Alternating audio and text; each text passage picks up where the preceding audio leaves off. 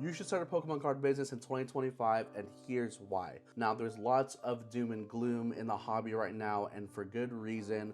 We're currently one of the biggest bull runs in Pokemon card history, and it's like insanely hard to get product. But in my first 4 weeks of selling Pokemon cards, I made over $2,000, was able to grow my social media accounts, meet new people in the hobby, get invited to event my first show, buy out my first collection that I can now resell to keep scaling my Pokemon card business. Now, of course, like I said, the biggest issue right now with starting a Pokemon card business in 2025 is access to inventory.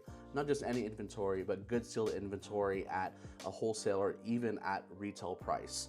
So if you're starting out selling Pokemon cards, what that means is that the secondary market is going to be your place to get inventory. And I can tell you right now, the secondary market is strong, like very strong.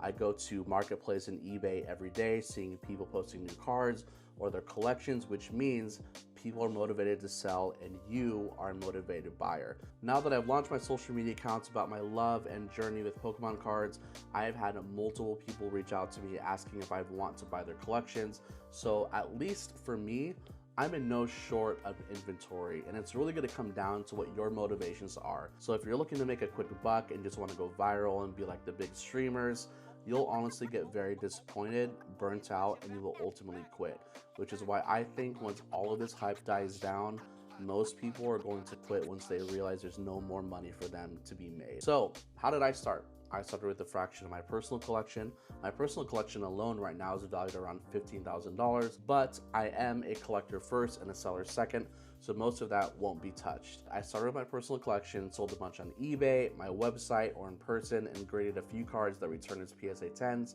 that allowed me to flip for a very high return.